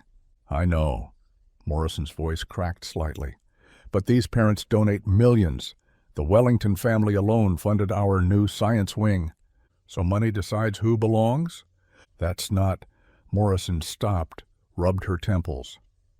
The board scheduled an emergency vote. Thursday. They want to ban all non-students from school events. Thursday. The carnival. You can't let them do this. I'm one voice against 12 board members unless someone with real influence speaks up. The implication hung between them. Charlotte Pierce, CEO. Charlotte Pierce, major donor. Charlotte Pierce, who could sway votes with a phone call. Charlotte stood. Thank you for the warning. Charlotte, Morrison's eyes pleaded, I love seeing Emma happy, but please be careful. These people play rough when threatened. In the hallway, Charlotte passed Emma's locker. Her daughter stood frozen, face pale, books clutched against her chest. Mom? Charlotte's heart sank. How much did you hear? Enough. Emma's voice barely whispered. They want to ban Lily, Marcus, all of them. Let's talk at home. Emma's shout echoed off lockers. Students turned to stare. You always say later. Always have something more important. Emma. They're my only friends, my only real friends. Tears streaked her daughter's face. Everyone else just pretends because of who you are. Charlotte reached out, but Emma jerked away. Fix this, please. Just this once. Pick me. Emma ran toward class, leaving Charlotte alone in the hallway while teenagers whispered behind hands. That evening, Charlotte attempted normalcy. She'd left work early, shocking her staff, and actually cooked dinner, pasta with sauce from a jar, but still. Emma pushed food around her plate. The board doesn't vote until Thursday, Charlotte said carefully. I'll speak to them. You mean you'll negotiate, compromise, find middle ground? Emma's voice carried bitter wisdom beyond her years. I've heard your conference calls. This is different. Is it? Emma finally looked up. You won't let them take this away, right? The question hung there. Charlotte thought of the Wellington donation, the upcoming merger that needed board support, the careful reputation she'd built over 15 years. No, sweetheart, I won't. But her voice trembled, and Emma heard it. You're scared of them. I'm not. You are. You're scared they'll stop inviting you to their stupid galas, stop investing in your companies. Emma stood, plate untouched. You care more about belonging with them than I do about belonging anywhere. Her daughter's door slammed upstairs. Charlotte sat alone at the table, Emma's words cutting deeper than any board criticism ever could. Across town, Daniel washed dishes while Lily did homework. His phone buzzed with texts from concerned parents. Heard about Thursday's vote. They're calling our kids contamination. Should we fight this? He dried his hands, reading each message. Good people, scared people, tired people who'd fought systems their whole lives. Dad? Lily appeared in the doorway. Tommy's mom says we might not be allowed at the carnival. Come here, baby. She curled against him on the couch, small for 12, legs tucked up like when she was little. Are they really going to ban us? I don't know. Because we're poor? The blunt question stung. Because they're afraid. Of what? Daniel thought of Emma's joy at the picnic, the way rich parents clutched purses when his kids walked past, the careful lines drawn around acceptable and other, of things changing, of losing control. That's stupid. Yeah, it is. Lily was quiet for a moment. Emma's mom seems nice. Won't she help? Daniel remembered Charlotte at the park, her designer shoes muddy, laughing as she missed every basketball shot, the way she'd looked at Emma dancing, hungry, broken, amazed. I hope so. Should we pray about it? They knelt beside the couch, Lily's hand small in his. God, Daniel began, then stopped. The formal words wouldn't come. We need strength. These kids, my kids, they deserve to belong, to dance, to laugh without apology. Help Mrs. Pierce be brave, Lily added. Help her choose Emma. Protect them all from people who build walls instead of bridges. And God? Lily squeezed his hand. "If they ban us anyway, help us forgive them." Daniel pulled his daughter close, feeling the weight of Thursday approaching. He'd stood against powerful people before, lost jobs, opportunities, respect. But watching those kids dance, seeing Emma bloom, feeling community grow from nothing, some things were worth any cost. "Amen," he whispered. "Amen," Lily echoed. Outside, rain began to fall, drumming against windows like a countdown to Thursday's choice. The community center's gymnasium smelled of floor wax and popcorn. Charlotte shifted on the metal folding chair, her designer dress catching on the rough edge. Around her, families cheered and waved homemade signs. No one stared at her Cartier watch or whispered about quarterly earnings. "Ladies and gentlemen," Daniel's voice boomed through crackling speakers, "welcome to our spring talent show." The crowd erupted. Charlotte found herself clapping along, swept into their energy. Emma sat 3 rows ahead with Lily, both girls wearing matching purple T-shirts that read Community Stars. Charlotte had nearly cried when Emma emerged from her room wearing it instead of her usual prep school clothes. "First up," Daniel announced, "Marcus and the B Street Breakers." 5 boys stormed the stage, cardboard laid out for breakdancing. The littlest one, Marcus, Charlotte remembered from the picnic, couldn't be more than 8. He spun on his head while the crowd roared. Charlotte's phone buzzed. Board meeting minutes. She tucked it away without looking. Act after act filled the stage. Twin girls juggled tennis balls while telling jokes. A teenager played violin, not perfectly but with such feeling that Charlotte's eyes burned. These weren't polished performances. They were raw, real, alive. "Next up, something special," Daniel said. "Lily Reyes and Emma Pierce." Charlotte's heart stopped. Emma hadn't mentioned performing. The girls walked on stage hand in hand. Emma's face flushed pink, but Lily whispered something that made her smile. "We're singing Count on Me," Lily announced. The music started, just a borrowed keyboard played by another kid. Lily began, her voice clear and strong. Then Emma joined, soft at first, growing braver with each note. "You can count on me, like 1, 2, 3. They harmonized on the chorus, Emma's classical training blending with Lily's natural warmth. The gymnasium fell silent except for their voices. Charlotte couldn't breathe. Her daughter, her shy, lonely daughter, stood center stage, glowing. Not the practiced smile for family photos or company events, real joy. "I'll be there." Emma caught her mother's eye and grinned, still singing. Charlotte pressed fingers to her mouth, tears sliding freely. The song ended. The crowd exploded. Emma and Lily hugged, jumping up and down while people whistled and stomped. "That's my daughter," someone shouted. Charlotte realized she'd said it. After the show, families mingled in the parking lot. Kids ran between cars, high on applause and gas station cookies. Charlotte found Daniel loading sound equipment into his beat-up truck. "She was amazing," Charlotte said. Both of them were. Daniel set down a speaker. "Emma asked to sing yesterday, said she'd been practicing with Lily all week. She never told me. Maybe she wanted to surprise you." Charlotte watched Emma and Lily teaching younger kids their dance moves, purple shirts like badges of belonging. "My whole life, I've given her everything. Private tutors, best schools, every opportunity money could buy." Charlotte's voice caught. "But this, what you've given her, I couldn't. You gave her those things because you love her. I gave her those things because I didn't know what else to give." Daniel leaned against the truck. "My wife used to say love isn't what you buy, it's where you show up." "Smart woman." "Yeah, she was." His smile carried old grief, worn smooth. "Emma showed up tonight. So did you." Their eyes met. Something shifted in the space between them, not just gratitude anymore. Charlotte looked away first. "Mom." Emma ran over breathless.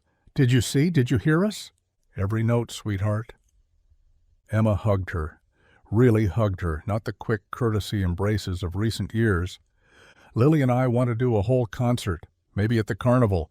We're planning 5 songs and—" "Breathe," Charlotte laughed. "It felt like I had a sister." Emma's words tumbled out, like I finally had a sister. Over Emma's head, Charlotte saw Daniel watching them, something soft in his expression. The drive home felt different. Emma filled every second with chatter about harmonies and costume ideas. Charlotte had never seen her this animated. Can Lily sleep over next weekend? We want to practice, and her dad said if it's okay with you. Of course. Really? You won't have board stuff? No board stuff. Charlotte turned into their driveway. I promise. Emma bounced inside, still humming. Charlotte followed slowly, treasuring the sound. Her phone buzzed. An email marked urgent. Charlotte, interesting photos from tonight's little gathering. You mingling with welfare families. Your daughter on stage with those children. I'm sure shareholders would find it enlightening to see their CEO's true priorities. The Camden acquisition needs board unity. Your recent charity work suggests you've lost focus. Distance yourself from that situation, or I'll ensure everyone knows why our stock might suffer. Some associations are simply toxic to our brand. Best, Richard Thornton. 3 photos attached. Charlotte at the talent show, tears on her face. Emma hugging Lily. Daniel's hand on Charlotte's shoulder as they talked. Charlotte's hands shook. Richard Thornton controlled 3 board seats and substantial shares. He'd destroyed careers for less. From upstairs, Emma's voice drifted down, practicing scales. Charlotte deleted the email, but the threat remained, hovering like smoke in her pristine foyer. The email arrived Tuesday morning, printed on official letterhead. Charlotte read it twice while her coffee grew cold. Emergency School Board Meeting, Thursday, 7 p.m. Agenda, Student Safety and Dance Attendance Policy Review. The language was bureaucratic, but the meaning rang clear. They wanted Daniel's kids out. Her office door opened. 3 executives entered without knocking, Richard Thornton leading, flanked by her CFO and legal counsel. We need to talk, Richard said. Charlotte set down the letter. About? Your recent activities. He placed a tablet on her desk, swiping through photos. The talent show, the picnic, Emma dancing with those children. The optics are becoming problematic. Problematic, Charlotte repeated. Shareholders invest in excellence, exclusivity. Your association with that, Richard paused, choosing words carefully. That element suggests poor judgment. The CFO shifted uncomfortably. Stock dropped 2 points yesterday. That's normal market fluctuation. Or early investor concern. Richard leaned forward. Distance yourself now. Skip Thursday's meeting. Let the board handle their situation. Their situation, Charlotte said slowly, involves children. Children who don't belong in that environment. Richard's mask slipped, revealing uglier truth beneath. You have larger responsibilities. To this company, to shareholders, to your own position. The legal counsel cleared his throat. There's also potential liability if any incidents... Up! What incidents? Charlotte's voice sharpened. Those kids sang songs and played basketball. For now. Richard stood. Thursday, Charlotte. Stay home. Let this blow over. They filed out. Charlotte stared at the photos still glowing on the tablet. Emma's radiant face among friends who didn't care about her last name or bank account. The community center's afternoon light slanted through high windows, casting long shadows across scuffed floors. Daniel gathered his kids in a circle, their usual energy subdued. There's a meeting Thursday, he began carefully, about whether you can keep coming to school dances. Why? Marcus, 13 and defensive, crossed thin arms. We didn't do nothing wrong. I know. Sometimes people get scared of what they don't understand. They understand fine, Keisha muttered. They understand we're poor. Daniel couldn't argue that truth. Whatever happens, you're still amazing, still valuable, still not good enough for them. Marcus kicked at the floor. That's not... It's okay, Mr. D. Keisha managed a smile that hurt to see. We're used to it. The circle dispersed slowly, kids drifting to different corners. Daniel watched them pretend not to care, recognizing the armor they wore against a world that rejected them daily. Lily stayed beside him, small hand finding his. What if God uses us to change their hearts? The question hung between them. Daniel looked down at his daughter's upturned face, those eyes that still believed in miracles, despite motherless years. His throat closed. He squeezed her hand, unable to promise what he couldn't deliver. Charlotte arrived home to find Emma at the kitchen table, surrounded by poster boards and markers. "What's this?" "Signs for Thursday." Emma held up one reading, "Every child deserves to dance." "For the meeting." Charlotte's stomach twisted. "Sweetheart, you're coming, right?" Emma's eyes searched her mother's face. "To speak for them?" "It's complicated." "No, it's not." Emma stood sudden fury in her 14-year-old frame. "It's actually really simple. They're my friends. They make me happy. And people want to ban them because they're poor." "Emma, you always talk about leadership in your speeches, about doing what's right." Tears started falling. "So do what's right." "There are consequences." "I don't care about consequences." Emma's voice cracked. "I care about Lily and Marcus and Keisha and—" She broke, sobbing.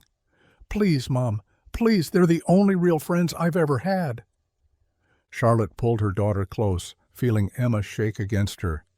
"If you don't fight for them, who will?" The question echoed Lily's to Daniel, children asking adults to be brave enough to try. "I'll think about it," Charlotte whispered into Emma's hair. "Promise?" "I promise. I'll think about it." Emma pulled back, studying her mother's face. "Really think? Not CEO think where you already know the safe answer?" Despite everything, Charlotte almost smiled. "When did you get so wise?" "When I stopped being alone." That night, Charlotte lay awake, replaying Richard's threats. Emma's tears, Daniel's quiet strength at the talent show. Her phone showed 17 missed calls from board members. Tomorrow would bring more pressure. Across town, Daniel tucked Lily into bed. "Daddy?" "Yeah, baby?" "Do you think Mrs. Pierce will come to the meeting?" Daniel smoothed her hair. "I don't know. Emma says her mom is really important, that people listen to her.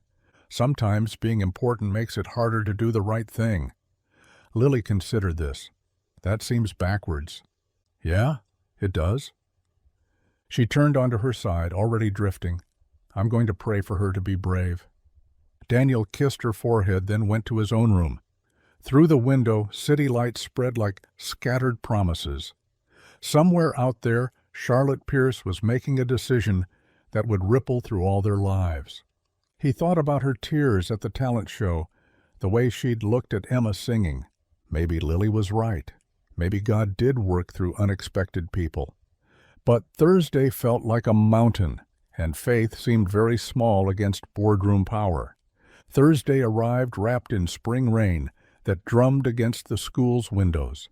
The hallway outside the board meeting room filled early, parents clustering in designer coats and concerned whispers. "It's about standards," Margaret Whitfield adjusted her pearls. "We pay good money for exclusivity." "Exactly," Tom Bradley nodded. "Those kids don't belong here." Charlotte entered through the back door, choosing a seat in the last row. Her hands trembled around her phone, 12 messages from Richard, all variations of "don't do this." Daniel arrived with his group, their usual energy dampened to church quiet. Marcus wore his only dress shirt. Keisha had braided ribbons through her hair. They filed into seats near the front, small shoulders hunched against stairs. "Look at them," someone muttered, "like they own the place." Emma slipped away from Charlotte, settling beside Lily. The girls clasped hands. Board President Janet Morrison called order. "We're here to discuss recent disruptions at school events." "Disruptions?" A father stood immediately. "Let's call them what they are, invasions. My daughter shouldn't have to share her special moments with kids from God knows where." Murmurs of agreement rippled through parents. They could be dangerous, another mother added. We don't know their backgrounds. Criminal records, someone whispered, loud enough to carry. Marcus flinched. Keisha stared at her lap. Daniel placed steady hands on their shoulders. The school's reputation is at stake. Margaret Whitfield rose, diamonds catching light. We've worked hard to maintain certain standards. Letting anyone in undermines everything we've built. Our property values, college admissions. The wrong element? Each comment landed like stones. The children seemed to shrink smaller with every word. Janet raised a hand for silence. Would anyone like to speak in favor of inclusion? The room waited. Charlotte's pulse hammered. Daniel stood slowly. My name is Daniel Reyes. These are my kids, not by blood but by choice, by love. Mr. Reyes, Janet's tone stayed professionally cold. This is a private school matter? Yes, ma'am, but these children were invited guests. They followed every rule, caused no problems. His voice caught slightly. They just wanted to dance. It's inappropriate, Tom Bradley interrupted. They don't pay tuition. You're right. Daniel's calm never wavered. They can't afford tuition. Some can barely afford shoes. But does poverty make them less deserving of joy? It makes them not our responsibility, Margaret snapped. Daniel looked at her directly. When did children stop being everyone's responsibility? The question hung unanswered. They dance with such happiness, Daniel continued, voice thickening, because for a few hours they forget they're foster kids, forget they're poor. They just get to be children. That's very touching, Janet said flatly. But emotions don't change facts. This is about protecting our school community. From what? Daniel's composure finally cracked. From kindness? From kids who've known more pain than most adults, but still show up with smiles? From disruption, several parents said together. Emma suddenly stood, tears streaming. I've been alone my whole life. The room turned. Every dance, every lunch, every field trip. Her voice shook but carried. I sat by myself while everyone else had friends. You all saw me. Your kids saw me. Nobody cared. Parents shifted uncomfortably. Until they came. Emma pointed at Daniel's group. Lily pulled me onto the dance floor. Marcus taught me basketball. Keisha braided my hair. She wiped her face with her sleeve. They didn't care that my mom is rich. They just included me. Sweetheart, Margaret's condescension dripped. You don't understand the bigger picture. I understand loneliness, Emma's sob echoed. I understand what it's like when nobody picks you. These kids picked me. They saved me from drowning in my own school. Charlotte's chest constricted. Her daughter, her baby, laying her pain bare for people who'd never seen her as more than the CEO's daughter. That's all very dramatic, Tom Bradley said. But is it? Emma turned on him.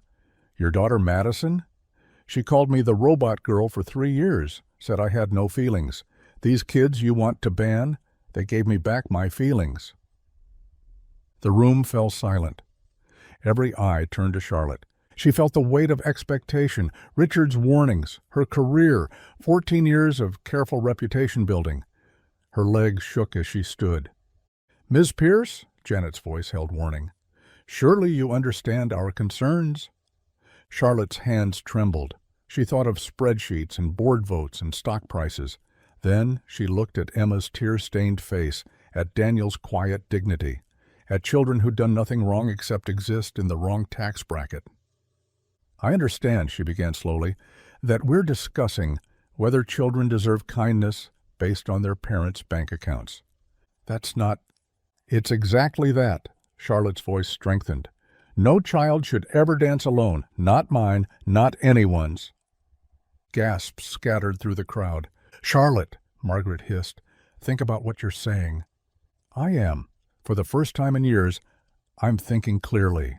She moved forward past disapproving faces. My daughter found friendship with these children. Real friendship, the kind you can't buy. This is highly inappropriate. What's inappropriate is teaching our children that human worth depends on zip codes. Charlotte reached Emma, pulled her close. If these kids are banned, Emma won't attend either. Charlotte, Janet's composure cracked. You're being emotional. Yes, finally. The meeting dissolved into chaos. Shouting, accusations, the threats about withdrawn donations. Janet gabbled desperately for order before declaring the matter tabled for further review. Parents filed out, shooting dark looks. Richard passed Charlotte, shaking his head. You just destroyed everything. Maybe, probably. Charlotte guided Emma through the crowd, Lily still clutching Emma's other hand. Daniel's group surrounded them, protective circle against glares. In the car, Emma curled in the back seat with Lily, exhausted from crying. Their joined hands rested between them, one pale, one brown, both small. Charlotte gripped the steering wheel, watching the girls in her rearview mirror. Her phone buzzed with board messages she didn't read. Everything she'd built teetered on the edge, but Emma was smiling in her sleep. Charlotte's phone buzzed before dawn, screen lighting the darkness of her bedroom. 17 messages, 23 emails, 4 missed calls from Richard. She sat up, stomach already knotting. The first headline made her close her eyes. Pierce Industries CEO defends outsider children at elite school meeting. The second was worse. Corporate leader's emotional outburst raises questions about judgment. By the third, CEO chooses street kids over shareholders. She stopped reading headlines. Her email inbox overflowed, board members demanding explanations, investors questioning her stability. One subject line simply read, "What were you thinking?" She scrolled through, each message tightening the vice around her chest. Praise scattered between condemnation, a teacher thanking her for standing up, drowned out by 3 shareholders threatening to pull funding. The shower ran cold before she noticed. Downstairs, Emma sat at the breakfast table, still in pajamas, stirring oatmeal she wasn't eating. Dark circles shadowed her eyes. "Mom?" Emma's voice came small. "Did I get you in trouble?" Charlotte poured coffee with steady hands, though everything inside shook. "No, sweetheart. The news said—" "The news says a lot of things." Emma pushed oatmeal around her bowl. "Madison's mom texted me, said you ruined everything." The coffee mug paused at Charlotte's lips. "Madison's mom texted you?" Screenshot of some article, with crying, laughing emojis. Rage flared hot in Charlotte's chest. Adults attacking her daughter through text messages. She set the mug down carefully. "Em, look at me." Those young eyes lifted, still red from last night's tears. "I don't regret what I said, not one word. But your job is just a job." The lie tasted bitter. Pierce Industries wasn't just a job. It was 14 years of 16-hour days, missed birthdays, sacrificed relationships. It was her identity, wrapped in glass towers and stock prices. Emma studied her mother's face. "You're scared." Charlotte's mask slipped. "Yes, because of me." "No." Charlotte crossed to Emma's chair, knelt beside it. "Because I'm finally doing something that matters more than quarterly reports, and I don't know how." Her phone erupted with notifications. Sandra, her executive assistant, calling for the 4th time. "Ms. Pierce?" Sandra's usually calm voice pitched high. "We have a situation." "I'm aware." The board called an emergency meeting for Monday. Richard's pushing for a competency review. Charlotte's stomach dropped. Competency review. Corporate speak for, "We're finding a way to remove you." Additionally, Sandra continued, 3 major investors have requested calls. The Journal wants a statement, and, she paused, someone leaked video from last night. "Video? Your speech. It's trending."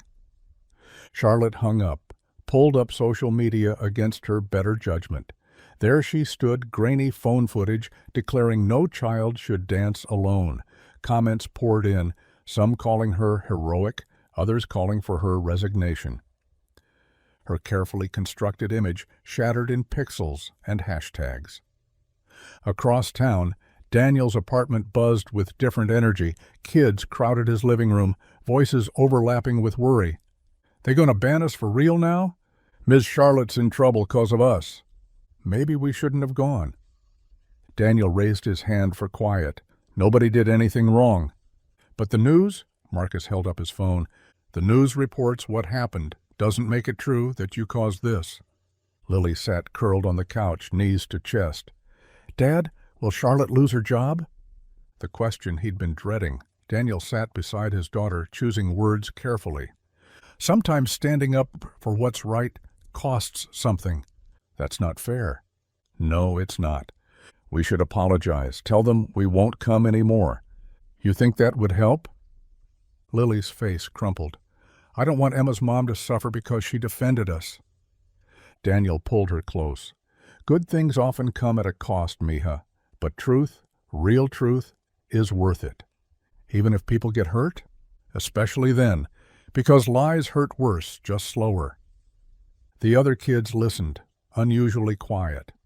These children knew about cost, parents who chose drugs over them, systems that shuffled them like cards, schools that looked through them like windows. "What do we do?" Keisha asked. "We keep being ourselves, keep showing up with joy. That's our resistance." "That's it? Love is the strongest rebellion there is." That evening, Charlotte's office glowed against the city skyline, 40 floors above the street.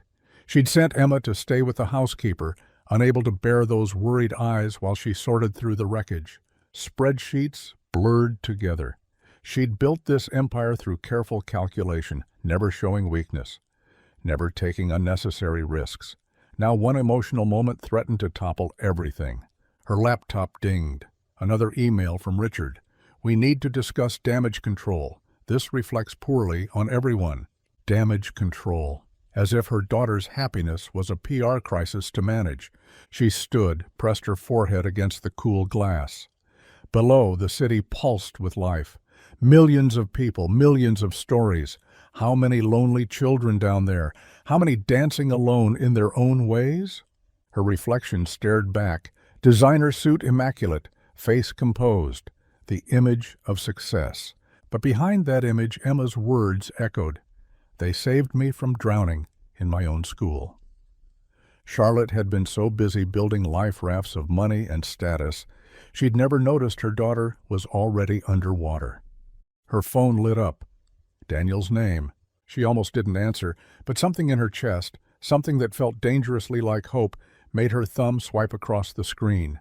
3 days crawled past in a blur of conference calls and damage assessments. Charlotte barely slept, fielding investor concerns while Richard circled like a vulture. But Saturday morning brought Emma bouncing into her home office, eyes bright with excitement. "Daniel's throwing a block party today. Everyone's going." Charlotte glanced at her laptop, 14 unread emails marked urgent. "Sweetheart, I have the Singapore deal to review. Please," Emma's voice cracked on the word. "Just for a little while?" The Singapore documents could wait. Her daughter's hope couldn't. They drove across town, Charlotte's Mercedes looking absurd among the weathered sedans lining Maple Street. The transformation stopped Charlotte cold. What was normally a quiet residential block had exploded into celebration. String lights zigzagged between fire escapes. Card tables groaned under potluck dishes.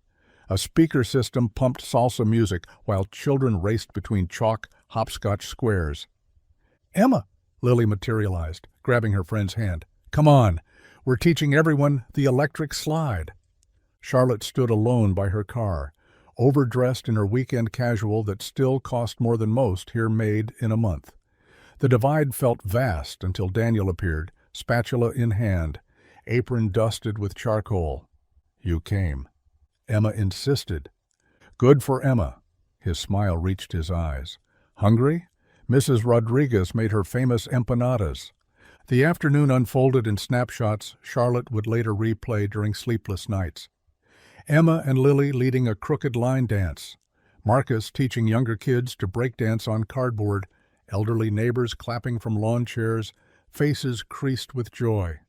"Miss Charlotte," Keisha tugged her sleeve, "you gotta join." "Oh, I don't dance." But the children had already pulled her into their circle. The electric slide, She'd learned it decades ago at college mixers, before ambition calcified her joints. Her body remembered the steps, stilted at first, then flowing. "To the left, to the left," the kids chanted. Charlotte found herself laughing, not the polite boardroom chuckle, but real breath-stealing laughter. When she stumbled, Emma caught her arm, both of them dissolving into giggles. Daniel watched from the grill, something soft in his expression. This woman, who commanded boardrooms, was doing the Cupid shuffle with 8-year-olds, her perfect hair coming undone, mascara smudged from laughing tears.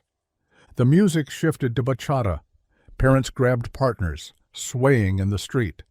Charlotte retreated to the sidewalk, breathless, watching Emma spin with Lily under the string lights. Her daughter glowed like she'd swallowed stars. "She's different here," Daniel said, appearing beside her with 2 bottles of water. "She's herself here." They stood in comfortable silence, watching the block party pulse with life. No one stared at Charlotte's designer watch or whispered about her reputation. She was just Emma's mom, terrible at the Macarena but trying anyway. "Thank you," she said quietly. "For what?" "Showing me what I have been missing." Daniel shifted, suddenly serious. "Can I tell you something?" Charlotte nodded. "These kids, my kids, they know the world sees them as less. Less worthy, less valuable, less deserving of beautiful things." He gestured at the party. "This is all we can give them, moments where they matter." A knot formed in Charlotte's throat. "But moments aren't enough anymore." His voice roughened. "Not when people with power want to lock them out. I don't know how to protect them from that." Charlotte turned to face him fully. This man who'd given everything, who'd opened every door he could, was admitting defeat to the one barrier he couldn't break, other people's hearts. "Maybe," she said slowly, "we protect them together." Daniel's eyes searched hers. "You've already risked enough." "I've risked nothing that matters." The truth of it settled in her bones. "I've spent 14 years protecting the wrong things." "Your career is just noise, this." She nodded at Emma, dancing free and unashamed. "This is music." Their hands were close on the fence between them, not touching, but aware of the distance. "Partners?" Daniel asked. "Partners." The party wound down as streetlights flickered on. Children hugged goodbye, promises to see each other tomorrow. Emma helped fold tables, fully integrated into the choreography of community cleanup. Walking to the car, Emma chattered nonstop about the dance contest Lily suggested for next week. Charlotte half listened, watching Daniel help Mrs. Rodriguez with her cane, making sure every child had a ride home. "Mom?" Emma's voice pulled her back. "Hmm? You were really bad at the Macarena." Charlotte laughed. "Tragically bad. But you tried. Sometimes that's all we can do." Emma slipped her hand into Charlotte's, something she hadn't done in years. "I love you." "Love you too, baby." They drove home through darkening streets, Emma's voice fading as exhaustion won. Charlotte glanced in the rearview mirror. Her daughter slept curled against the window, still smiling, one hand clutching a friendship bracelet Lily had made her. The Monday board meeting loomed. Richard would attack. Shareholders would question. Her carefully built empire might crumble. But Emma smiled in her sleep, finally knowing what belonging felt like. Charlotte had spent years building walls. Maybe it was time to build bridges instead. The notification arrived Monday at 6:47 a.m. While Charlotte sipped coffee and reviewed quarterly projections. Her phone buzzed. Emergency board meeting. Tuesday, 9:00 a.m. Mandatory attendance. Her stomach dropped. Emergency meetings meant ambush. By noon, she knew why. Richard Conway, her longest-standing rival, had compiled a dossier. Photos from the block party, Charlotte dancing with street children. Screenshots of social media posts questioning her judgment. A particularly damaging quote from a major investor about concerning behavior unbecoming of leadership. "They're coming for you," her assistant Grace warned during a hushed hallway conversation. "Richard's been working the phones all weekend." Tuesday arrived like an execution date. The boardroom's mahogany table gleamed under harsh fluorescence. 12 faces turned as Charlotte entered, some sympathetic, most cold. Richard didn't waste time. "Charlotte, we've called this meeting to address recent behavior that's compromised our company's standing." He slid the dossier across the table. "Fraternizing with questionable elements. Publicly defending a situation that's created controversy among our key demographic." "They're children," Charlotte said evenly. "They're a liability. Margaret Chen, usually an ally, wouldn't meet her eyes. Our shareholders invest in stability, Charlotte, not social experiments. Since when is compassion a social experiment? Since it affects stock prices." Richard pulled up his tablet. "We've dropped 3 points since that board meeting video went viral. 3 points, Charlotte." The video. Someone had filmed her defending Daniel and the children, posted it online with the caption, "CEO chooses charity cases over shareholders." "You have a fiduciary duty," Richard continued, voice sharp as glass, "to this company, to profit margins, not to every sob story that crosses your path." Charlotte's hands trembled under the table. "My personal life became professional the moment it affected our reputation." Margaret finally looked up. "Charlotte, we respect what you've built here, but if you can't separate feelings from business—" The threat hung unspoken. "What are you asking?" Richard smiled, a predator sensing weakness. "Distance yourself, publicly. Make it clear these associations were a momentary lapse in judgment. Abandon children who've done nothing wrong. Protect the company you've spent 15 years building." His smile widened. "Or we'll find someone who will." Charlotte left the meeting with her job intact but her soul hemorrhaging. The ultimatum was clear: Daniel and the children, or her career. Across town, Daniel stared at the petition on Principal Morrison's desk. 300 signatures demanding his kids be banned from all school events. "I'm sorry, Daniel." Morrison's face twisted with genuine regret. "I fought this, but the board's hands are tied. With this many parents threatening to pull donations, they're children. I know. They just want to belong." "I know." Morrison rubbed his temples. "But sometimes what's right and what's possible are different things." Daniel had heard this before. When seeking housing for foster kids, when begging for youth program funding, always the same wall: good intentions meeting immovable prejudice. He thought of Charlotte at the board meeting, voice shaking but standing tall, of Emma and Lily, inseparable now, of the mess he'd created for everyone who'd shown them kindness. "What if I withdraw voluntarily?" Morrison blinked. "Daniel, if I pull the kids myself, would that satisfy them? End the controversy?" "You shouldn't have to, but would it?" Morrison's silence was answer enough. Daniel stood, legs heavy. "Tell them we won't come anymore. This isn't right." "No, but it's necessary." He left before Morrison could see his eyes water. That evening, Charlotte stood outside Emma's door, pressing her palm against wood that might as well have been steel. "Emma, please, let me explain." "Lily called." Emma's voice came muffled, raw from crying. "Her dad's pulling everyone out because of those stupid parents and their stupid petition." Charlotte's knees weakened. "What?" "Don't pretend you didn't know." Something hit the door. A pillow, maybe a shoe. "You probably wanted this. Now you don't have to be embarrassed by your daughter hanging out with those kids." "Emma, no." "You care more about your job than me." The accusation sliced through the door, through Charlotte's chest. "You always have, and now when I finally have friends, you'll let them take it away. I stood up for you at that meeting. And then what? You gave up, like you always do when things get hard?"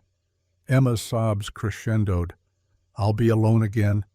At every dance, every lunch, everything, and you'll be in your office not caring? Emma." "Go away." Charlotte slid down the wall, sitting on the hallway carpet she'd paid $10,000 for. Through the door, she heard Emma crying into her pillow. The same heartbroken sound from all those car rides home, from dances where she'd sat alone. Her phone buzzed. Richard, texting about tomorrow's press release, distancing Charlotte from recent disruptions. In her bedroom, Emma clutched the friendship bracelet Lily made, wondering if she'd ever see her again. In his apartment, Daniel held Lily while she cried, whispering apologies for failing her. In the hallway, Charlotte sat in her perfect house with her perfect career intact, understanding finally that she'd perfected everything except what mattered. The silence between mother and daughter stretched like a chasm. Charlotte had protected her reputation, but she'd lost her daughter's heart. Monday arrived wrapped in silence. Charlotte left breakfast on the counter, Emma's favorite blueberry muffins, but her daughter took only a granola bar, avoiding eye contact.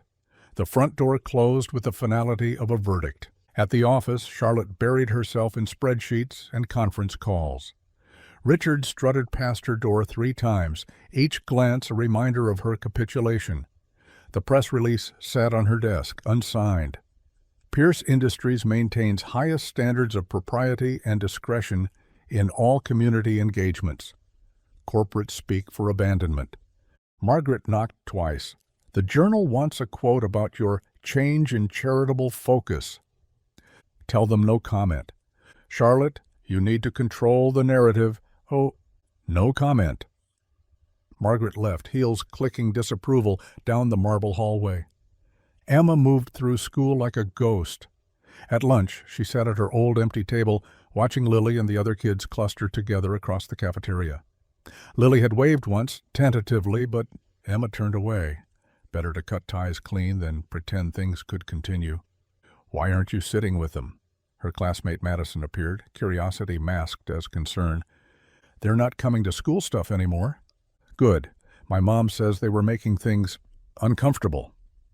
Emma stabbed her salad. "Your mom's wrong." "Excuse me?" "They made things better. They made things real." Emma stood, appetite gone.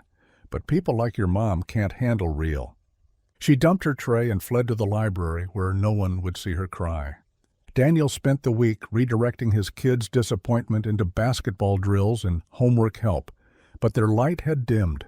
Even Lily, eternal optimist, practiced free throws in silence. "Coach, why can't we go back?" Marcus, 12 and too skinny, bounced the ball listlessly. "Sometimes we have to know when we're not wanted." "But Emma wanted us." Daniel's chest tightened.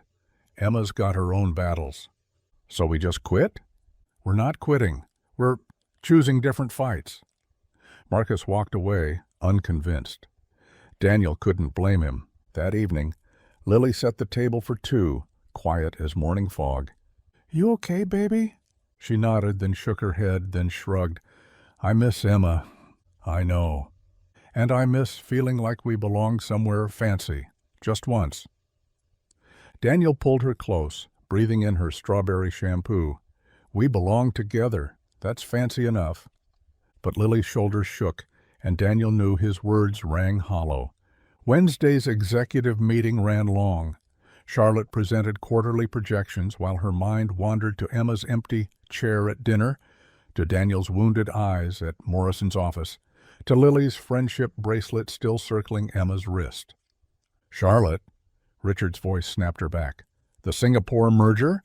"Yes, of course. The merger is—" She stared at the slides, numbers blurring. "The merger is just paper, like everything else here." Stunned silence. "Excuse me?" Margaret leaned forward. Charlotte stood. "I need air." She left them gaping, fled to the roof garden 30 floors up. The city sprawled below, millions of lights and millions of windows, each one a life she'd never touch, a story she'd never know.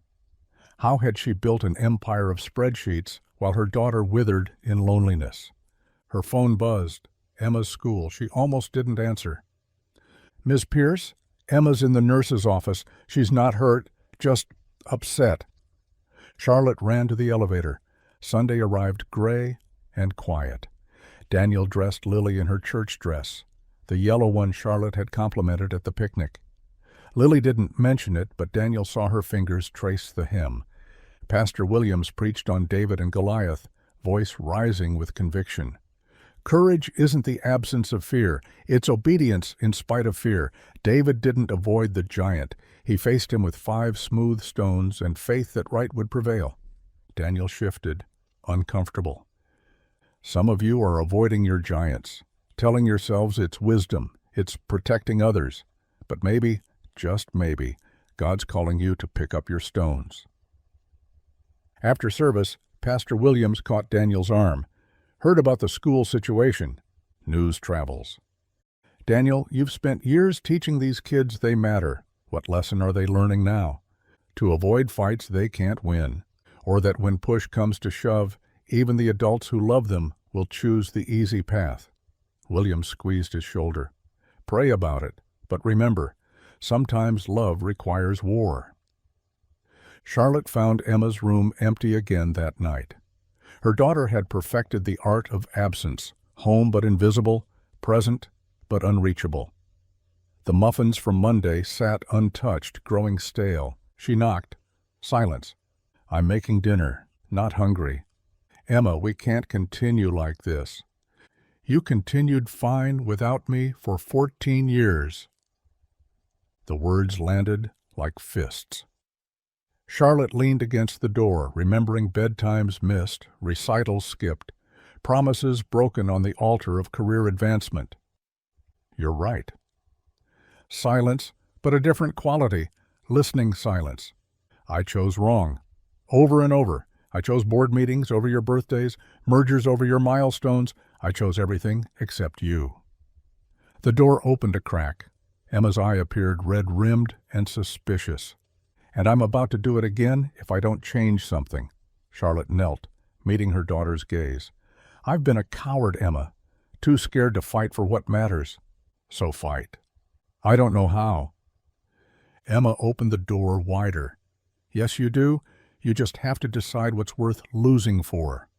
They stood there, mother and daughter, the distance between them measured in years of absence and inches of hardwood.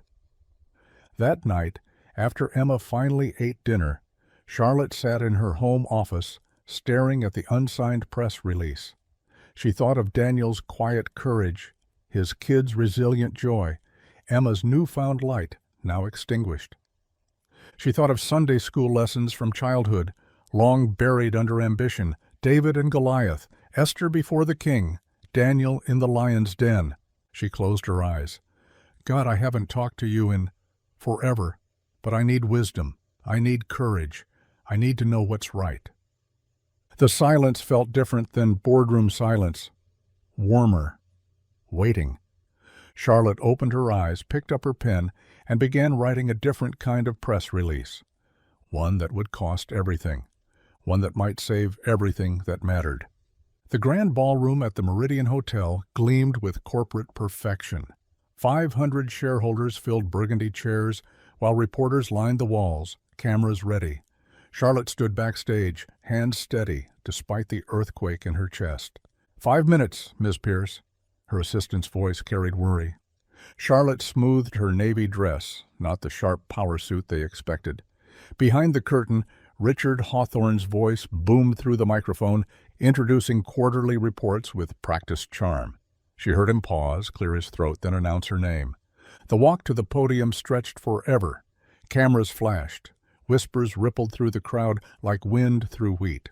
She recognized faces, board members who'd threatened her, investors who'd funded her dreams, reporters who'd crowned her Woman of the Year 3 times running. The prepared speech waited on the podium.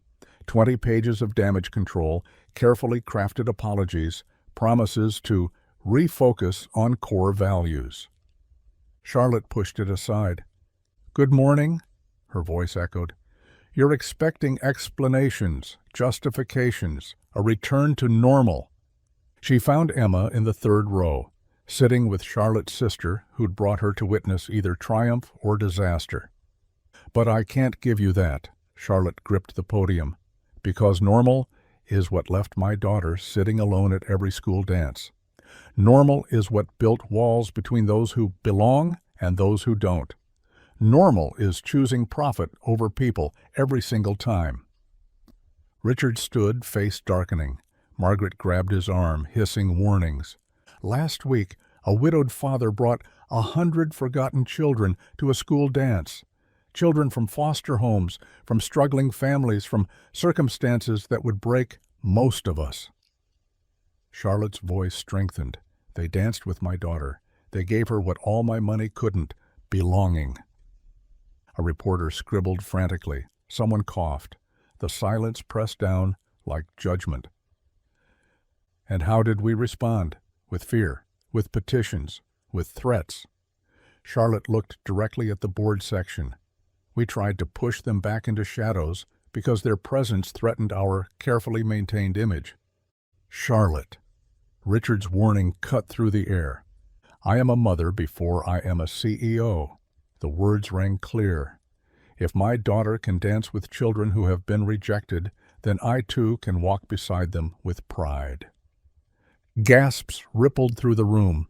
An investor in the front row shook his head, gathering his papers. No company worth building should fear compassion. No success means anything if we achieve it by stepping on those already down. And no position, Charlotte pulled the resignation letter from her pocket, is worth keeping if it requires me to choose reputation over righteousness. She placed the letter on the podium. Effective immediately, I resign as CEO of Pierce Industries. The room exploded. Shareholders leaped up, voices raised in protest and shock. 3 major investors stormed toward the exits. But in the chaos, something else happened. Applause. First from Emma, tears streaming down her face. Then from a young analyst in the back, a secretary near the door. The applause spread, not universal, but undeniable, filling the space between condemnation and hope. Charlotte walked off stage as cameras flashed like lightning, reporters shouting questions she didn't answer. She found Emma in the hallway, pulled her close. "Mom, you—" "I chose you. Finally." Daniel was fixing a broken basket hoop at the community center when Marcus burst through the doors, phone extended. "Coach D, you gotta see this." The video played. Charlotte at a podium, voice clear and strong. I am a mother before I am a CEO. Daniel's hands went slack. The wrench clattered to the floor.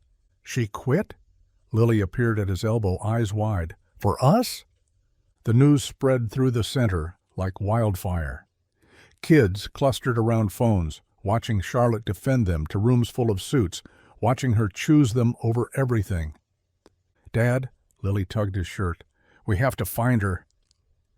Daniel was already moving, car keys in hand. They drove through the city, Lily navigating from her phone, tracking Charlotte through social media posts and news updates. The Meridian Hotel, Pierce Industries Tower. Finally, a coffee shop 6 blocks from the tower, someone had photographed her through the window, sitting alone. But when they arrived, she was gone. There, Lily pointed. Charlotte walked slowly down the sidewalk carrying a cardboard box. No driver, no entourage, just a woman who'd given up an empire. Daniel parked illegally, not caring. His feet carried him faster than thought. Charlotte! She turned. Mascara tracked down her cheeks, but her eyes held something new. Peace. Daniel? How did you... You resigned. You threw it all away. No. She set down the box, voice trembling, but certain. I threw away nothing that mattered. Your career, was built on the wrong foundation. Your reputation was a prison. Charlotte, he stepped closer, you may have lost everything. A laugh escaped her, surprising them both. That's the strangest thing. I've never felt lighter, like I've been carrying stones in my pocket for years and finally emptied them out. Lily ran up, wrapping her arms around Charlotte's waist without hesitation. You stood up for us. Charlotte's composure cracked. She knelt, meeting Lily's eyes. You stood up for Emma first. You taught me how. Daniel watched them, his daughter and this woman who'd walked away from millions for the sake of children the world dismissed. You haven't lost everything. Charlotte looked up at him. "You have us, if you want us." The city roared around them. Taxis, sirens, strangers rushing past. But in that moment, on that ordinary sidewalk, something extraordinary crystallized. Charlotte rose, Lily's hand in hers, and met Daniel's gaze. "I've never wanted anything more." Emma appeared then, having convinced her aunt to follow Daniel's car. She crashed into her mother, then pulled Lily into the embrace. Daniel found himself drawn in, 4 people making an unlikely family in the midst of corporate wreckage. "So what now?" Emma asked. Charlotte smiled, the expression transforming her face. "Now? Now we learn what actually matters." The gymnasium doors stood open, June air mixing with the scent of fruit punch and nervous energy. Parents clustered in tight groups near the entrance, their whispers sharp as paper cuts. "She actually quit her position? For those children? I heard she's lost millions." Charlotte stood beside the punch bowl, no longer in designer suits but a simple blue dress Emma had helped pick out. 3 weeks had passed since her resignation. 3 weeks of lawyers, liquidations, and late nights planning something new with Daniel, a foundation for forgotten children. "They're watching you," Daniel murmured, adjusting his tie. His first tie in years, borrowed from his pastor. "Let them watch." But her hands trembled around the paper cup. The DJ's music thumped, yet the dance floor remained empty. Emma stood with Lily near the basketball hoop, both girls in matching purple dresses they'd bought at Target, Emma's first non-designer clothing worn like armor. "Maybe they won't come," Emma whispered. Lily squeezed her hand. "They'll come." The rumble started low. Bus engines. Not one but 3 yellow school buses pulling up outside. Parents pressed against windows. Teachers stopped mid-conversation. The doors opened. Marcus emerged first, wearing his only dress shirt. Then Maria in her grandmother's vintage dress. Timothy with his foster siblings. One by one, then in groups, then in a flood. Daniel's 100 children poured through the gymnasium doors. They didn't hesitate, didn't wait for permission. They walked straight to Emma and Lily, forming a circle that expanded with each arrival. Hands linked, faces bright. A human chain of belonging. The music cut off. Even the DJ stared. Silence, the kind that presses against eardrums. Emma's classmate Madison, the popular girl who'd never acknowledged her existence, stood frozen by the bleachers. Her friends waited for her cue. Mockery or acceptance, cruelty or courage. Madison took a step forward. Her friends gasped. Parents murmured. But Madison walked across the infinite space between exclusion and embrace, stopping in front of Emma. "Can I join?" Emma's voice caught. "Everyone can join." Madison took her hand. The circle opened, welcomed, expanded. Like a dam breaking, Emma's classmates moved. First the brave ones, the other lonely kids who knew rejection's sting, then the curious, then even the ones who'd whispered cruel things, drawn by something stronger than prejudice. "Music!" Lily shouted to the DJ. "We need music."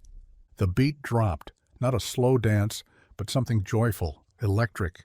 The circle began to move, not sophisticated choreography, but pure celebration. They spun, laughed, stumbled over each other's feet. Marcus started a ridiculous robot dance that made everyone crack up. Maria taught Madison's friends a step from her culture. Timothy's foster siblings created a conga line that snaked through the entire gym. Charlotte felt her breath catch. There was her Emma, not alone, not watching, but at the center of it all, leading her peers and Daniel's kids in a dance that demolished every barrier the adults had built. "Look at them," Daniel said softly. The parent clusters were dissolving. Mrs. Henderson, who'd led the petition against Daniel's kids, watched her son teaching Marcus a basketball trick with the same intensity he usually reserved for video games. Mr. Thompson saw his daughter laughing with Maria, both girls comparing friendship bracelets. "They're doing what we couldn't," Charlotte said. The children had formed multiple circles now, interconnected like Olympic rings. They pulled in everyone, the shy kids, the awkward ones, The ones who usually ruled and the ones who usually hid. The gymnasium transformed from a battlefield to holy ground. Emma broke from the circle, running to Charlotte. Her face glowed with joy so pure it hurt to witness. "Mom, come dance." "Oh, I don't—" But Emma was already pulling her forward. Lily grabbed Daniel. The children opened their circles wider, making space. Other parents found themselves drawn in, some by their children, others by the magnetic pull of joy, conquering fear. Charlotte couldn't remember the steps. Didn't matter. Daniel spun her once badly, and they both laughed. Emma and Lily danced between them, around them, their purple dresses flaring like flowers blooming. The song shifted to something slower, sweeter. The circles became less organized, more organic. Children who'd never spoken became partners. Parents who'd signed petitions danced beside the kids they'd tried to ban. Charlotte found herself at the edge of the floor again, Daniel beside her. Emma had returned to the center, but different now. Not performing or proving, just being, belonging. "She's radiant," Daniel said. "They all are." And they were. Every child in that gymnasium glowed with the particular light of acceptance. The foster kids who'd expected rejection. The wealthy kids who'd expected isolation. All of them spinning under the disco ball scattered light like stars in a constellation nobody had thought to map before. Charlotte turned to Daniel, tears flowing freely now. "No child will ever dance alone again." He took her hand. "We'll make sure of it." The music swelled. Emma caught her mother's eye across the room and smiled. Not the careful, practiced smile of corporate photos, but something wild and true. She spun again, purple dress flying, surrounded by 100 children who'd chosen love over fear. The disco ball scattered light across them all, fragments of brilliance, broken but beautiful, each piece reflecting the others in an infinite pattern of belonging. Under those glittering lights in that transformed gymnasium, hope wasn't just a feeling. It was a promise. It was a beginning. If you enjoyed the story, I handpicked this next story that you will enjoy. Please don't miss this one. Click here to watch it.